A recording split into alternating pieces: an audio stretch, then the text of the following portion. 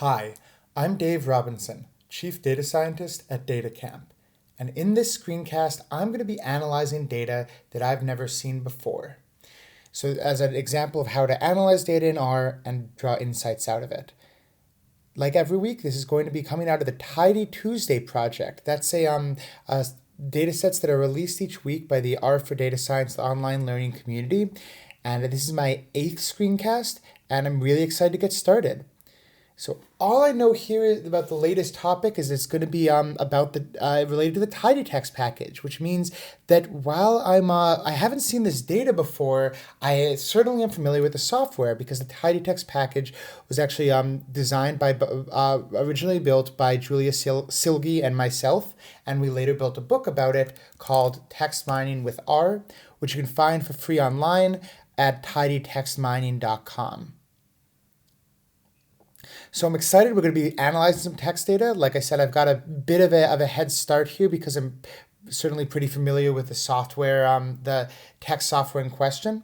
But let's take a look, all right, at what's I think the first natural language or text data set that I've seen in Tidy Tuesday. And let's get started. Okay, so it's a Kaggle data set, 1.4 million stories from 95 story tags. Oh, this is certainly exciting. Oh, okay, I see. So it's a filtered data set with only tags in a handful of data science related articles. Oh, that's really exciting. I'm definitely looking forward to this. So we've got titles and subtitles. We have dates. We have how long it takes to read, how popular it was, the number of claps, URL, which if we were spending more time, we could use for scraping it. And then it looks like binary was it variables for what was it tagged with. Okay, let's read this data set. All right, so what I always do to read a data set is go, I should click view raw, here it is. And I do library tidyverse in my new RMD and read CSV medium data sci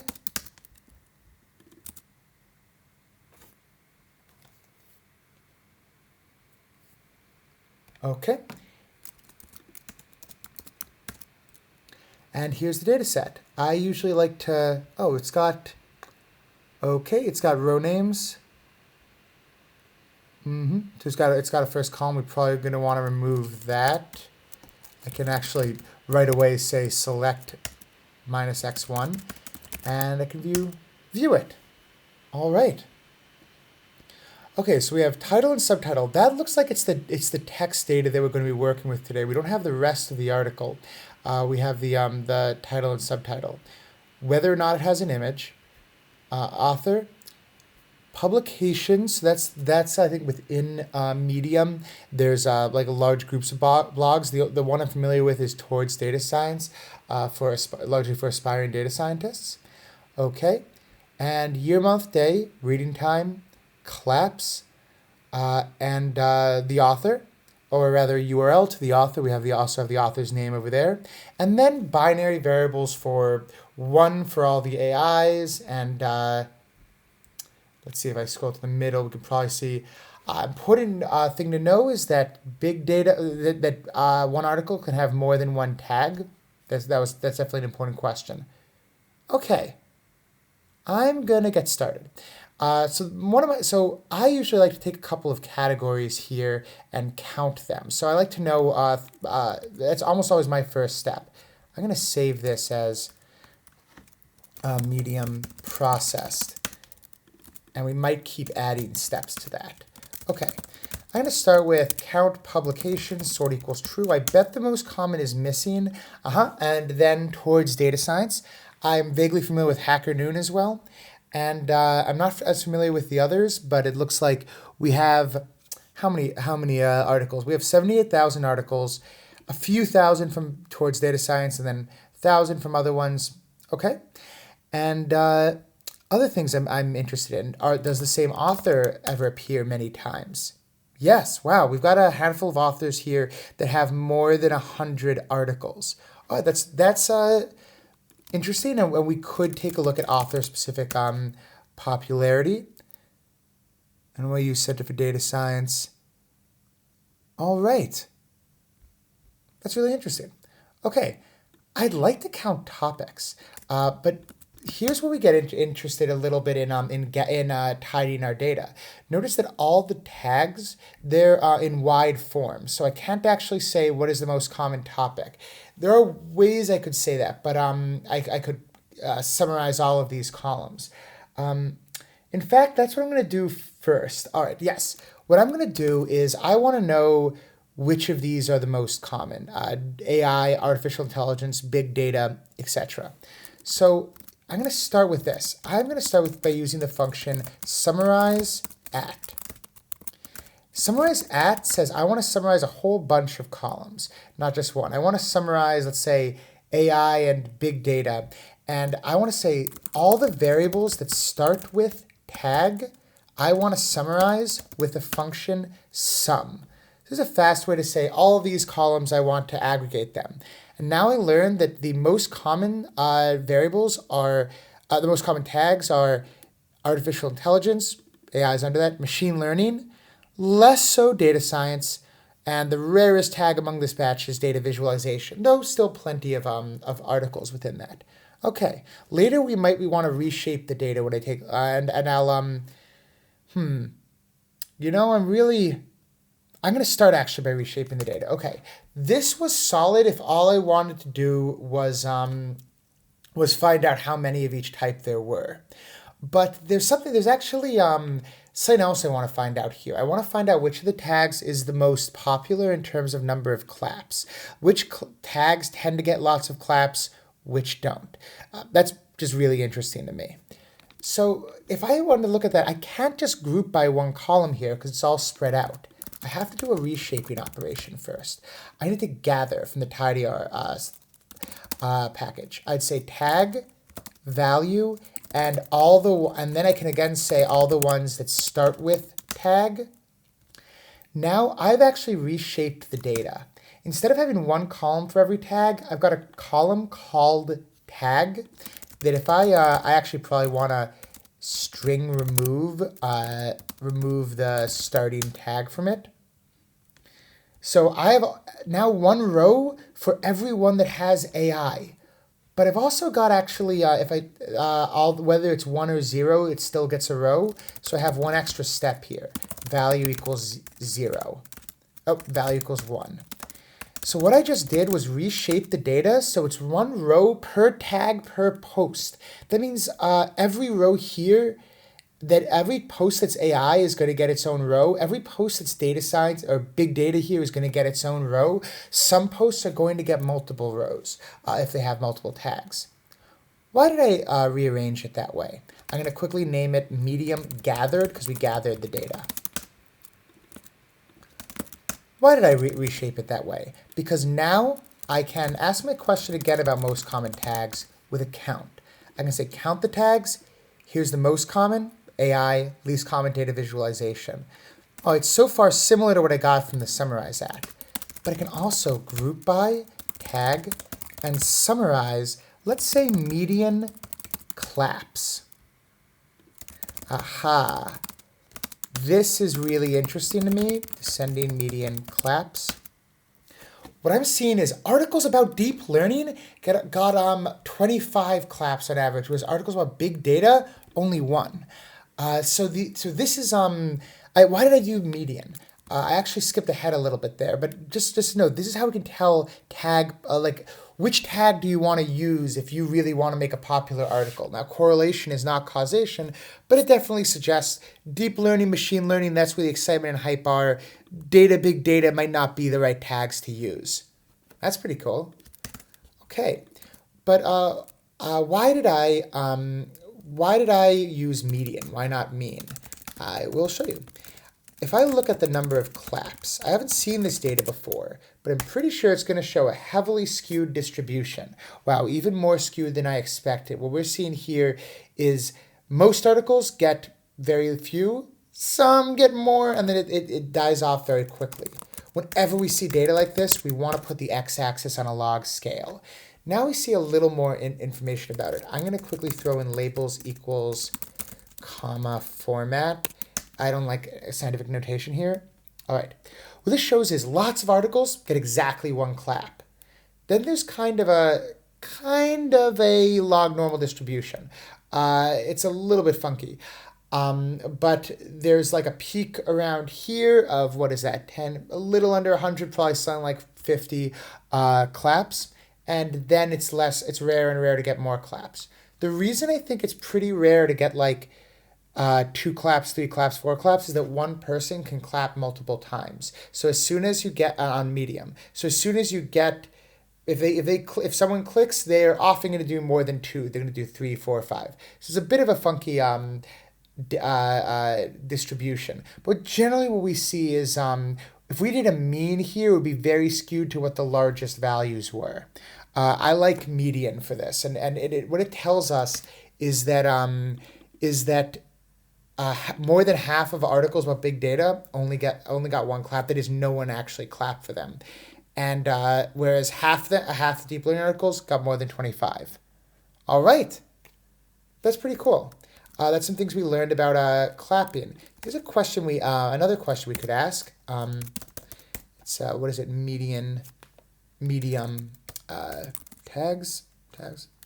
What was it called? Data sci. Saving my file. One thing I could also look at is the distribution of reading time. I don't really have a big guess of this. What is a typical reading time for an article, for a Medium post? Start with a histogram. Okay, so it has a huge peak around, this is probably a couple of minutes, and then we see a skew. We could try putting this on a log scale. I'm not sure whether it's the appropriate choice. It's probably not. It's a little bit funky. So you never have a 1.5 minute. You have 1, 2, 3, and then 4, and then it kind of all skews together. I actually would have a slightly different graph for this. What I would do, what I would do is say, I want reading time to never be greater than 10. I say minimum of reading time and 10. And then I would make a histogram, except that I add something. I say scales x continuous, scale x continuous. Labels are, what I want are, let's say, 2 to 8, and also 10 plus. That is, I'm bidding everything together. Oops. Breaks are 2 to 10. Labels are 2 to 8. Oh, right. Okay, sorry. I need to seek 2, 10, 2. Labels are seek 2, 8, 2.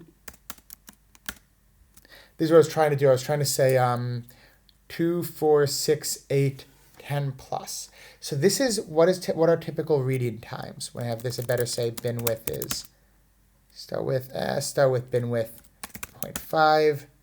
Looks great. Okay, this really gets across the idea that the reading time is always an integer. So we say that it peaks. This is how we communicate distribution of reading time. It's about time for me to set a theme. I'm not crazy about the built-in ggplot2 theme. Here it is. So if we added some labels, it becomes a pretty good informative graph. Typical medium reading time. And I could have a title. I'm not even going to bother it. And this is the number of articles. So what we see is there's a peak at 3, but the most common reading time is 3, also 2 and 4. But you do see a long tail. Some articles are 10 minutes or more. If you prefer, you could have tried this being 15 or more, change the scales. Yeah, this is the way that I would probably present this data. All right, that's pretty fun. Oh, but I almost forgot. Let's actually now ask the question: what is the? I'm going to use the average for reading time because it's usually pretty. All right, so why would I not use median? Because it's always an integer, and I feel like the median is often going to be 3 or 4 and not be informative. I'm going to try using the average. I could use the geometric mean. I'm not going to today.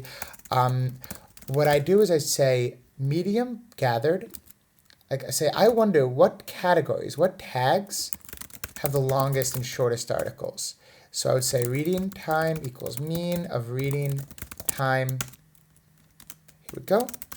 Arrange descending reading time. They're pretty similar, but deep learning is the longest. One thing that's actually interesting to me is that this is pretty highly correlated with the number of claps, in terms just at a category level. Actually, I think it might be the same order: deep learning, then machine learning, then data science, with data and big data at the bottom. Maybe there's a general trend that deep learning articles tend to be a little longer and also get more claps. That's interesting. We could start investigating that. I'm not going to right now. There's a few confounding factors, but still, most articles, they fall on average in the 3 to 5 minute range. Most categories. Okay, let's do some text mining. Where do we have text in this data set? We have it in the title and we have it in the subtitle. I'm going to go back to our original medium processed. Okay. Here it is. And what I'm going to do is take a look at that title column. I'm just going to select only the title column.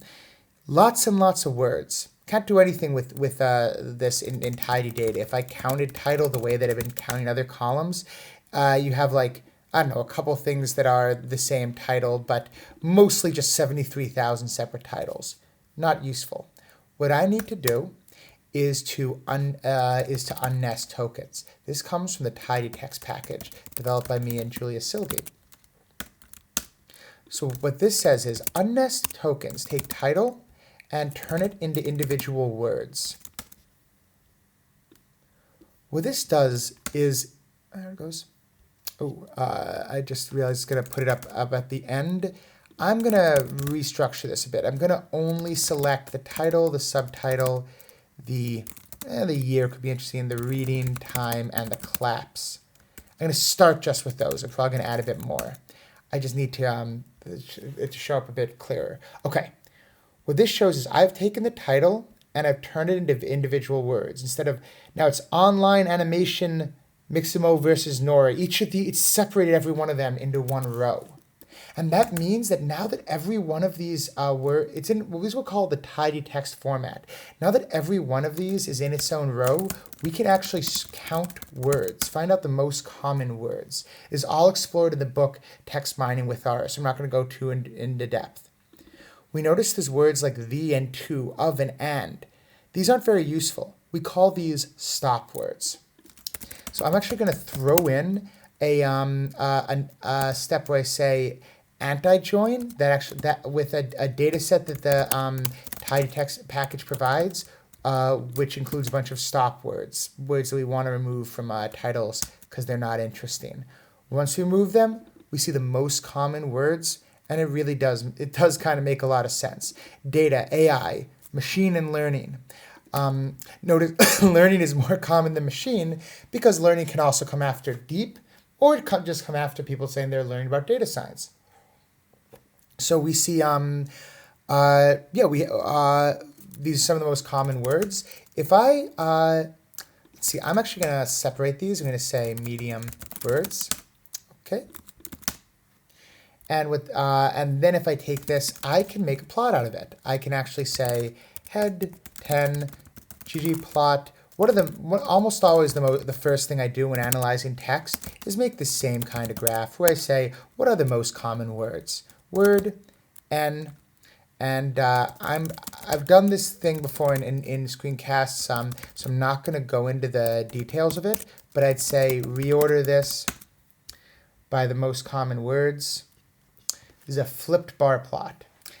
Some people would use a word cloud for this. Generally, data scientists, we don't like word clouds. We prefer using bar plots when possible. They give more they give more detail of relationships between common words. One thing I learned is we have a lot of missing data that comes from missing titles. I'm going to filter, just remove the missing titles right away.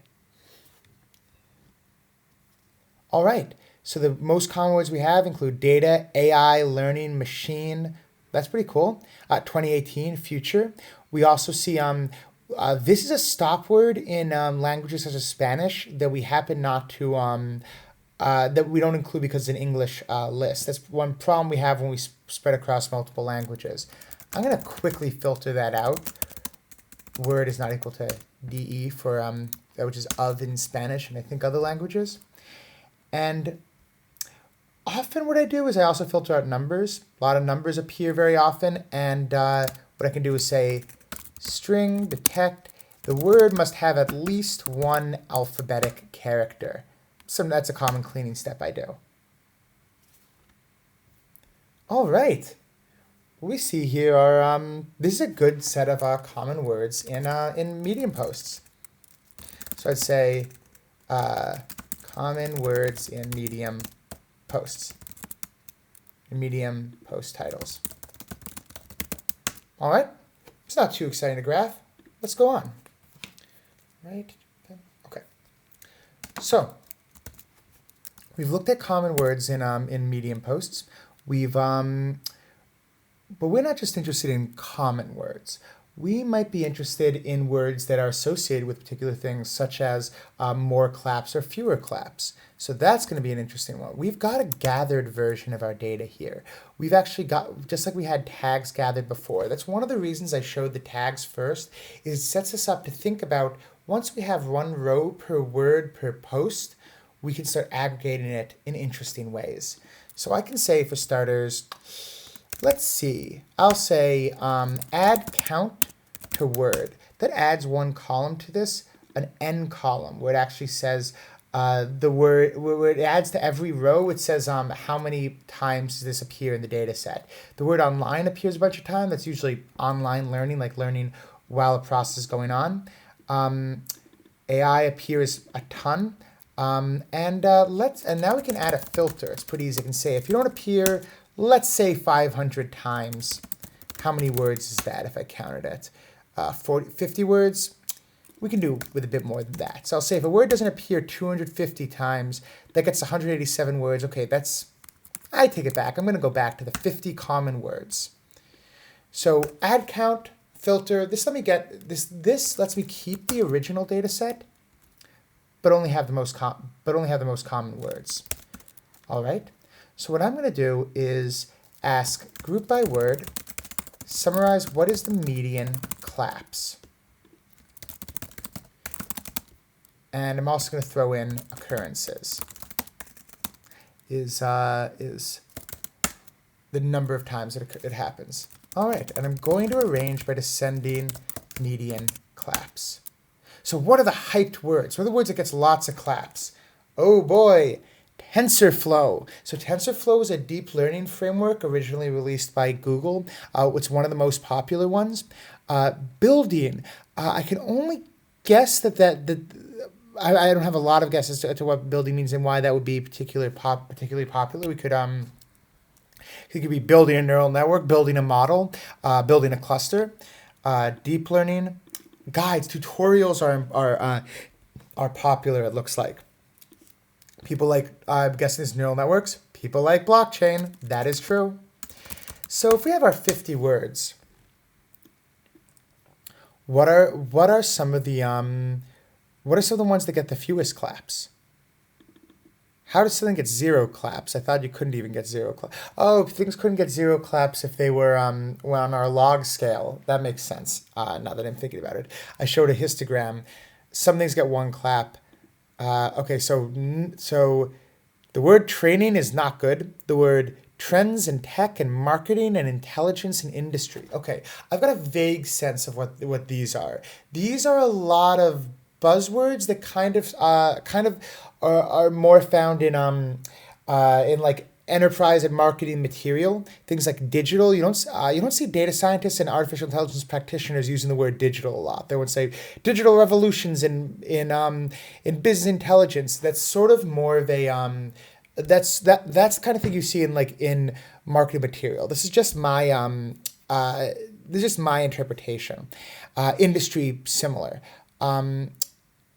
But what gets a lot of popularity among these tags instead are technical guides, are ones that involve like TensorFlow, and ones that actually give guides to building things, ones that talk about particular models, or I'm guessing this is like how to build. So yeah, this is a whole cluster. We see words like cloud, customer, all the way down at the two median claps. All right. It occurs to me, if I want to spread out these medians a bit, maybe I should use geometric mean. We saw before that it's something like log normally distributed. What does geometric mean? Geometric mean, I'm going to add this column, is where we take the log of the mean, the exponent of the mean of the log of claps. That taking the log of claps turns it from a scale where it's like if it used to be 12, it will end up being 2.48. If it used to be 1, it'll be 0. It it actually compresses the scale a lot. So for example, log of 16 is and log of 32, you're going up by only small increments. Even if you went up all the way to 1,000, you're still only going up slower. It's turning an exponential, like a log normal distribution. This is like really spread out distribution. It's compressing it a little bit. So the geometric mean is really good for that kind of data. I'm not going to go any further into the details. It's not really meant to teach, but it's oh, I know what I did wrong. I'm not able to teach here, but but yeah, it's very useful. Now I realize something, which is I need to do log of claps plus 1 because claps can be 0. So it's a pretty typical approach. I can actually subtract 1 on the outside, which keeps it on a similar scale. That is not actually, I'm not going to do that. I'm just going to geometric mean of that plus 1. Okay. So with this, the advantage is that when all the medians are all 1.0, like they are for all these, that just says half the time it's 1 or 0. But here you can actually see a little bit more distinguishing. You can see in this group, the most clapped, not by much, was intelligence and artificial. The least clapped was, let's see, the least clapped was business and marketing. So I can actually resort this and see that, yeah, I'm going to use geometric mean from now on. It's, yeah, it feels a little hard to interpret, but why didn't I subtract 1? Of course I should subtract 1 if I had 1. So geometric mean keeps it on a similar scale. We can see it's not that far off from the median, but we can also see that that it's able to distinguish popularity of these terms. Like, and here, if I sort this, marketing's the least popular term, followed by business. Okay, this within these tags, this makes sense to me. All right, so I'm going to call this tag claps, and I know what direction I'm going to want to go with this data, because I take a look at this. I say I notice like TensorFlow goes with deep and probably learning a little bit and learning. There it is, and deep goes with learning. Neural goes with network. I can see these pairs just based on my understanding of the data, but I don't want to guess those pairs. I don't want to imagine the clusters. I want to actually build the clusters out of the data using the data. How can I do that? Let's take a look at this median words data set. I'm missing something. I want every post to have an ID. I'm going to show you something. Here's what, excuse me. I'm going to change the select to a transmute, which lets me define new rows. I'm going to say post ID. I don't actually have a post ID anywhere in this data set. Well, I kind of did with that X1. Oh, well, I'm going to keep it as it is. I believe all in one row.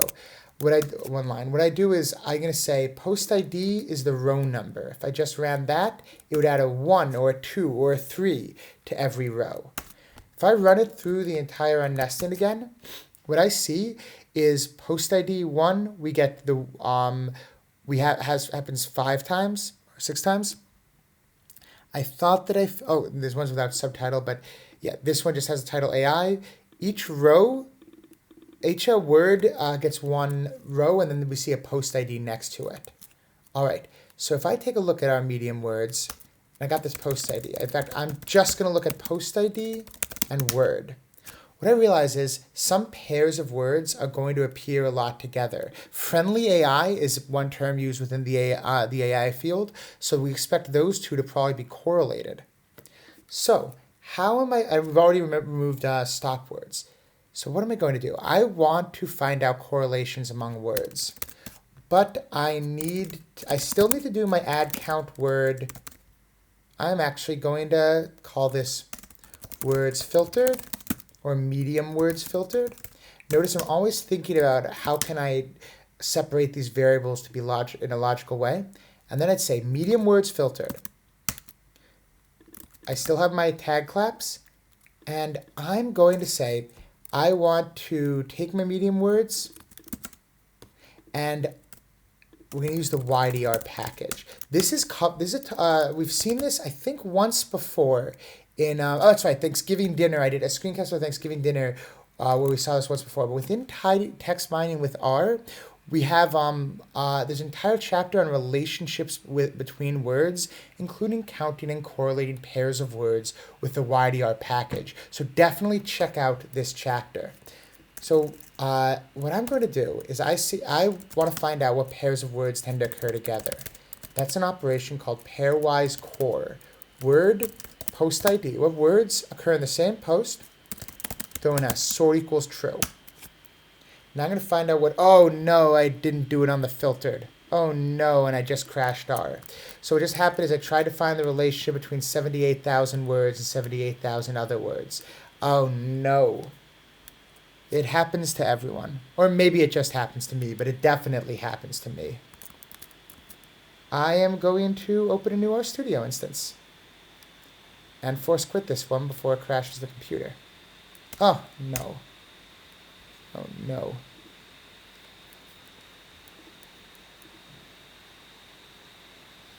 Let's see. Screencasts. Okay. I should be able to redo the work here. Oh, rerun the medium words. Oh, medium processed as well.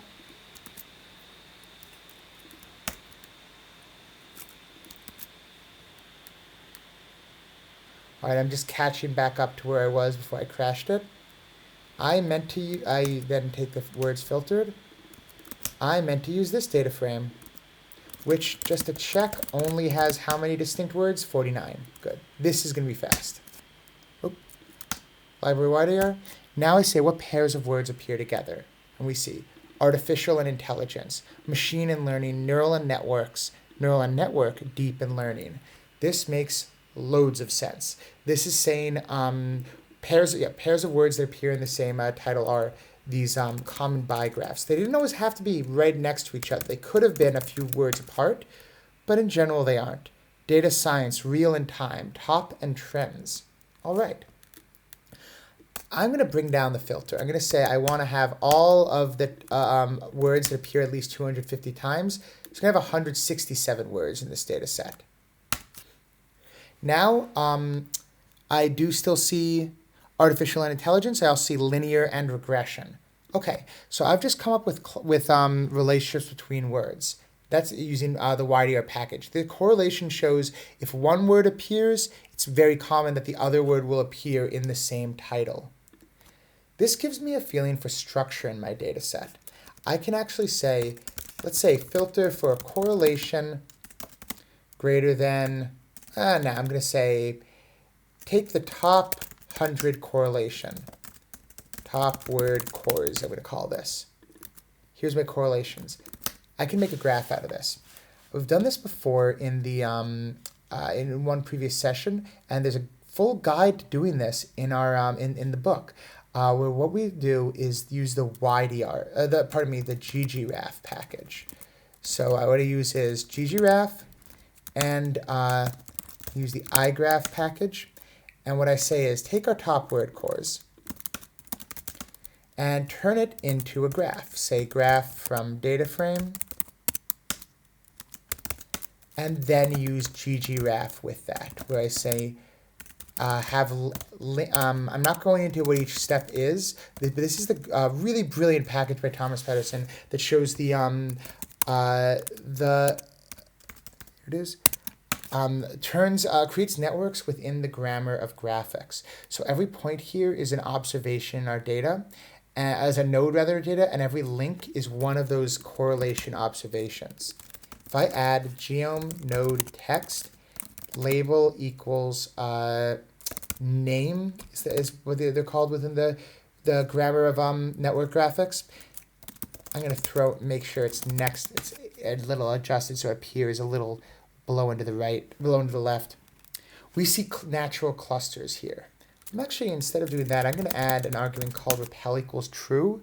It's going to make it even a little bit prettier, I think. Yeah, see, notice it keeps the words from overlapping.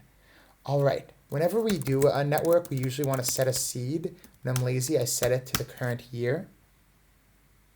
Oh, set seed. And while I'm going to polish this a little and add a theme void to not have those axes. This shows clusters of words. So what do we see? We see, well, Spanish stop words. I probably should remove that. But we see a neural network cluster, Keras TensorFlow model detection. This isn't just neural networks. This is particular technical descriptions. You wouldn't see this if we're just talking about deep learning in general. We see deep and machine both correlated with learning, which is also correlated with reinforcement learning. So what we're seeing here is actually all three of these words are things that can appear with the term learning. All right. We see market research and global. Global market and market research are correlated. We see a natural language cluster. If I want, it can be a little bit more connected. I can bring it to 150 connections. Just getting a feel for, I think I like it a little more, this is about the right level of crowdedness. This has some information. Meet the something team, Spark and Apache, all these connections. Things powered by AI, I suppose. Now I'm seeing these clusters of terms. I'm going to remove the Spanish stop words. I'm going to say not word in, I don't actually have, I don't remember exactly how, I could get a list out of, I think, the TM package. I'm not going to do that right now. En la and para. So it's not that I want to remove Spanish terms, not at all. It's that I want to remove the meaningless words, the same kinds of words like the and of that we removed within English posts. Okay.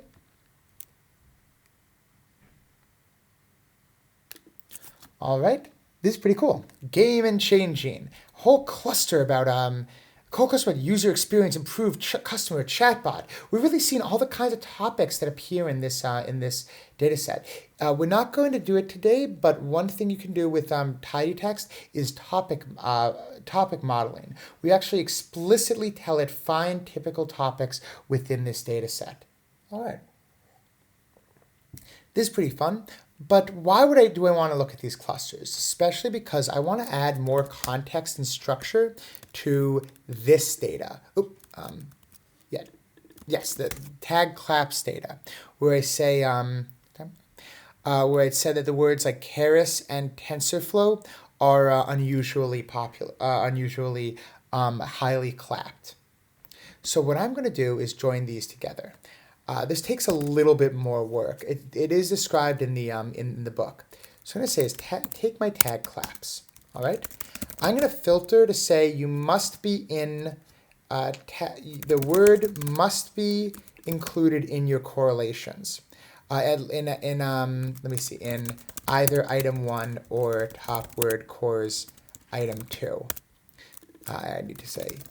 All right. So what this says is I want to take all the nodes in this that appear at least once in this graph. And I'm going to call these vertices. That's what these are. These are the vertices of our graph. Okay.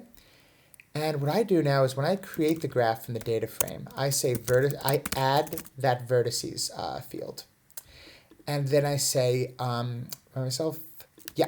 here I'm going to say size equals occurrences. So because I've got the occurrences data in the vertices, I can add this data to those points. Here we go. This actually already makes it a better graph where it can say, where I can go right to the most common words. Data, science, machine learning, deep. And we know that there is a cluster for natural language processing, but it is smaller than a cluster for, say, machine learning. That's pretty cool. IoT internet, smaller cluster. Within the user experience, we see more mentions of chatbots and customer experience. So we're already including the occurrences as the size, but that's not the most exciting part. I'm going to add color. I'm going to say the color should be the geometric mean of the claps. It's not going to be that pretty a graph yet. We're going to need to adjust it a little bit. But we're adding data. We're actually now saying what clusters tend to get more claps than others.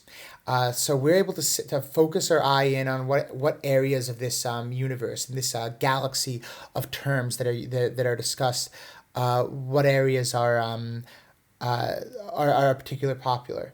I don't love the default gradient, so I'm gonna do a couple things. I'm going to change and I want to say claps geometric mean. I'm just gonna say claps. I'm going to say mean. It's really a geometric mean. We know that. I don't like the graph to be too crowded. And I'm going to add scale, color. My favorite is gradient 2. This is just a thing that I have some practice with. I want low to be blue. I want high to be red. I want the midpoint to be the median of the number of occurrences. So I want the median. Actually, I'm not even going to say median. I'm just going to say the midpoint is 20 because 20 looks about in the middle. Your mileage may vary. You could do this a bit differently. Let's make the midpoint 15. Feel better because I forgot that at the bottom end of a lot of things are on the bottom end of the spectrum. All right, so this says what's hot and what's not on medium. And what we notice is our eye gets drawn to the red clusters, TensorFlow, Keras, detection, model, and deep learning, reinforcement learning as well, networks. And what is not so cool? What is not so hot? What's not so hot is just the words like data-driven analytics. I actually realized it's probably going to be spread. I probably want the midpoint even lower. What is the median of these? Vertices, geometric mean claps, 9. Okay, I'm going to keep the midpoint at 10. That's good. Okay. Yeah, so what is less hot? Well, what is the deepest blue? Artificial intelligence and business. It's just business intelligence. These might be terms that are more hyped and not really getting the same kind of usefulness and traction. Blockchain is hot, but terms like tech and trends, a little bit less so. Yeah, simple linear regression is actually one of the, in titles, one of the more popular. It sounds like it's all about being practical as opposed to trying to use buzzwords. That's my interpretation of this, at least. All right, that's pretty cool. Okay. I'm going to try to add one tiny thing to this graph. This is a pure hack. Would you notice that it's very hard to see the white points here?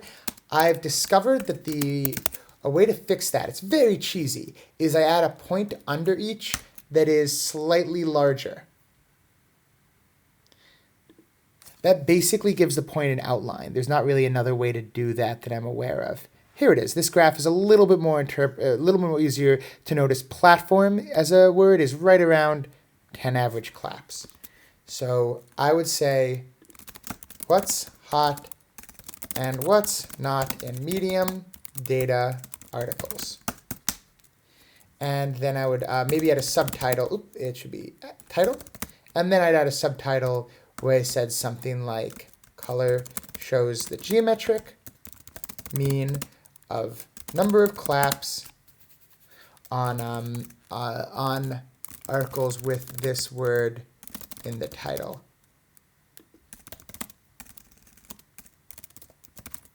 Medium article titles. Okay, this is pretty good. This is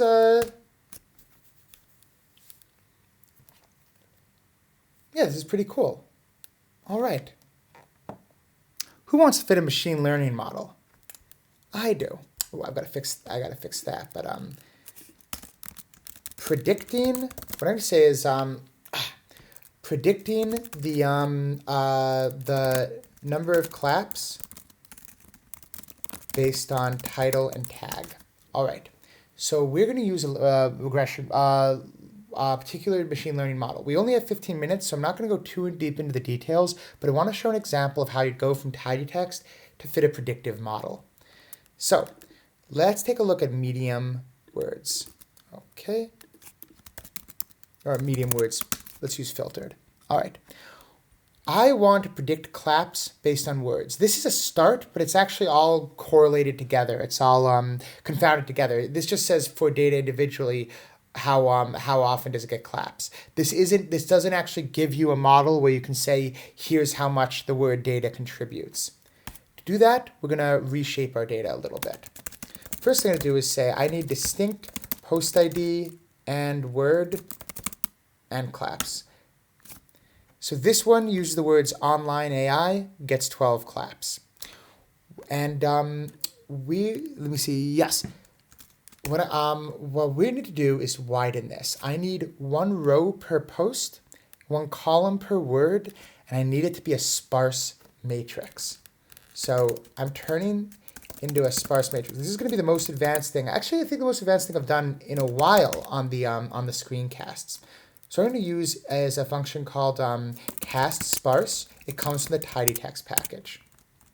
I'm going to say I want one row for each post ID, one column for each word. This is a post word matrix. This is really it's a document term matrix. So if I don't know how big this is. Look at it, just the first couple rows. Can I view it? Did that work? Let's find out. Nope, it doesn't like that.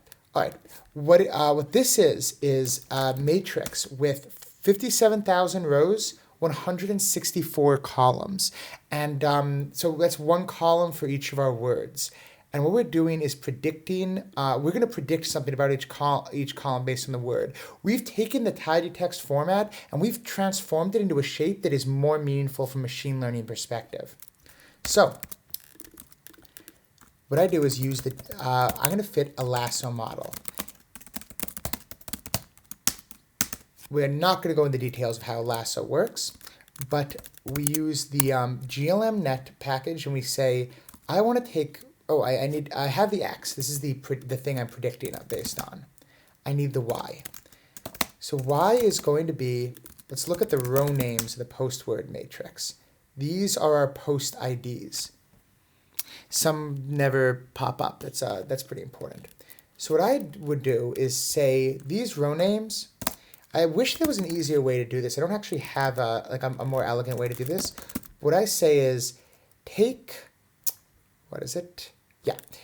take these, match them to, say, the original data, processed the post. Oh, it's not in the original data. I needed to. I knew I was doing this funny. I need to mutate it into the original data. Into here. Okay, and when I have my, change this back. Good, that all still works. All right, so now I say match it to the post ID, and I know which row each of these are. And once I know which row each of these are, actually I think it's, yes, I can say claps are medium processed. This is the least tidy thing I'm doing today. I don't yet have a very clean, tidy way to do this. What I'm saying is here's for every one of those posts, how many claps it got. So now I've got it my X and I've got my Y in terms of number of claps. And this is actually all I need to do a lasso model. I am going to throw in do cross-validated glmnet. I just got nervous. This is going to be too big. So I am going to take only the first 1,000 rows. See how long that takes. Oops. That's not going to work. Yeah, I'm going to Yeah, I'm going to take only the first 1,000 rows. See how long it takes? Easy. 5,000 rows. Okay, that's fine. I'm going to run it on all the data. All right, so what I'm doing is taking all 167 features. That's actually a really common thing I do. I didn't want to like sit here and let it run forever, so I ran it on some of the less data. I now have a lasso model of the data. Uh-oh. I did something wrong. I think I did it wrong. Let's see. I was really hoping, okay, let me see. Let's figure out what I did. I have 10 minutes to sort out what I did wrong here. Okay. What I did, take the row names, match the row names to the medium process post ID. So if I say, for example, head of claps, I should see 12, 11, 1, 4. If I look at head of row names of the post word matrix, okay. I needed to predict the log of claps. That was one of my problems. Log of claps plus 1.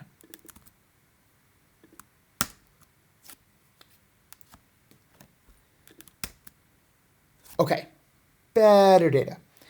Okay, but still actually not nearly as good as I was kind of hoping for. Okay, what this means is if you're not familiar with the lasso model, there's a lot of detail to unpack here. But what I was doing was fitting a model where I actually said, where when you have loads and loads of features in the form of words, you need to know that some of them are going to be more influential than so a lot of them are going to be noise, and when you have too many features, they end up with lots of they actually end up with loads of noise. The problem is then methods like linear regression don't perform well in that situation. Instead, we add something called regularization, which basically says, I want as many coefficients to be 0 or close to 0 as we can. And what this says is when you set a very harsh penalty, there are all coefficients become 0. And as I decrease the penalty, we're improving our mean squared error. We're decreasing the mean squared error till we get to this particular point. Having said that, the fact that these are really wide, this suggests that this more or less succeeded, but we have wide confidence intervals, which is a little disappointing, but it's okay. All right. I'm not really here to teach the lasso methods, more to show my way of thinking about the data. But if I take a look at this lasso model, it's got way too much data in it to really analyze. Instead, I would use the broom package. What I do is take the lasso model and apply tidy to it. So what this does is turn it into a table that is basically the equivalent of this data, where we'd say for every version of lambda, what is our estimate of the mean squared error, as well as our standard error around that. I've taken the data, turned it into a tidy data frame. This is true of my cross-validated attempt to find the lambda parameter. But in fact, I've found a pretty good lambda parameter. If I do lasso model lambda min, I probably want to use for this one, it tells me which lambda parameter the cross-validation picked. Again, not a perfect choice. I hadn't seen this data before. Not a perfect choice because it only increases the mean squared error by less than we find in this in these error bars, but it's a start. What I then do is tidy not the lasso model, but not the cross-validated model, but the fit within it. What this says, this is the key to how lasso regression works. What it says is is add terms one by one. We decrease our lambda. It starts out very high. It decreases. And one by one, we add some coefficients. For a while, we have the learning coefficient, which gets bigger and bigger. It looks like the word learning has a positive influence on the number of claps that you get. Then it adds the word Hadoop, which has a negative influence. Both these terms get bigger. Then it, as you decrease lambda, then it adds the term startup, then deep, and GDPR. So I actually can make a pretty neat graph out of this. I can take my tidy model and I can filter for particular terms I'm interested in. Hadoop, learning, GDPR, I missed a few, deep, startup. I could filter just for those, and I can say, let's say, how does changing lambda affect those parameters? So I say lambda, our estimate, our coefficient estimate, color equals term, and I can put this into a scale, any kind of lambda you want in a log scale. What this shows is as lambda goes down, all of our coefficients start going up, and then most of the time they level off. So the word learning, for example, was introduced and then got to a certain value. Once the word startup got a very large coefficient once I turned lambda down enough. Words deep got a positive coefficient, GDPR negative, Hadoop negative. I could add terms, I could add marketing and wonder, does it ever pop up? Yes, it's a negative influence on claps, but you only find that when lambda gets to a certain value. There's a lot going into this model. I just wanted to introduce it as one of my favorite machine learning models with some really interesting intuitions behind it. But the problem is, if we actually want to understand anything about this, we need to pick one lambda value, and that's what that original plot was for. It says we did cross-validation, and we found that the mean squared error went down as you added parameters, then it went back up because you were overfitting. So what it picked a lambda for us, and we could actually take the tidied version and filter for that lambda value. We say lambda is, it actually gives us conveniently lambda 1SE. Again, I'm going through, oh, not lambda 1SE, lambda minimum. This says, here's our machine learning model at a level that it recommends in terms of the balance between having more coefficients, having more meaningful coefficients. And I'll say descending estimate. So this says, what words have the most positive influence? And it looks like it starts with startup, what's for whatever reason, detection, driven, reinforcement. What words have a negative influence? Hadoop, interview, GDPR. No one wants to read about GDPR, apparently. Voice, tools, Amazon. This is actually interesting. It's a little bit different than that group by and summarize we saw earlier, where we found what words had a positive, negative impact. Yeah, there's some reasons behind that, including that more common words can't have as are not going to have as large a term here. So marketing is a more common word. It can't get as large a coefficient as a more rare word can. Okay, there's a lot really going into that. And looks like controlled for everything else. Blockchain has a negative influence on whether you'd on the number of claps that an article gets. All right, so that was fitting a machine learning model in, let's see. Well, we fit it in about 6 lines of code. I really wish there were a more efficient way to do this line. And this was predicting the log of the number of claps that an article would get. I could have tried it other ways. I could have said, predict the probability it'll get more than one clap. That might have been, the data might have been a little bit cleaner. It's a little bit hard to say. But what this means is we could actually, we don't have time today to do it, but we could actually take this data and take this model in particular and say, type in your title and we'll predict how many claps you get. So this was a really simple application, but this is like how we start building machine learning models that predict useful things for a product or for your marketing strategy. And this is as an advantage of being a very interpretable one. We get to say, if you have the word driven or reinforcement or science, we tend to have a positive influence. If you have these words, it has a negative influence. All right. One last note, just to remember, is there's a difference between, this was average This was average number of claps, and the other one was and this model was the influence of the word on the number of claps in a machine learning model. The big difference between those: imagine that the words artificial and intelligence always appear together. They don't. Intelligence sometimes appears with business, for example. But imagine they always did. That would mean they both have the same number of claps on average, but they wouldn't be both get the same coefficient, because once one gets a coefficient, the other doesn't need it.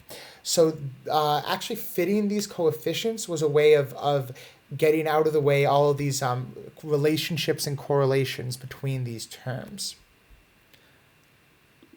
Okay, so let's review what we looked at today. We looked at the number of claps per tag. We looked at the number of claps per tag. We looked at the amount of reading time per tag and the histogram, the distribution of reading time. Then we used the tidy text package to pull apart the words in each title. We found the really common words in titles, which were the kinds of things we'd expect: data, AI, machine learning. And we then turned it into a network of common pairs of words. Number of occurrences, just adding that in there. I like it. Okay. This is my favorite graph we've actually made in a while in the screencast. I think it shares a lot about what are common, what are the most interesting, the most clap-worthy titles. And finally, we fit a machine learning model, particularly lasso regression, which in order to get a prediction for a particular title of how many of how many claps it would end up with. Okay, this was a little bit rushed intro to machine learning within the tidyverse. I'm looking forward to I hope to have to dive into it more and fit more predictive models in future sessions. But I had a great time. I love analyzing data with tidy text. Again, the book is Text Mining with R at tidytextmining.com by me and Julia Silge. You can find ways to do everything I did today and much, much more, along with helpful guides and tutorials and case studies. And I'll see you next week.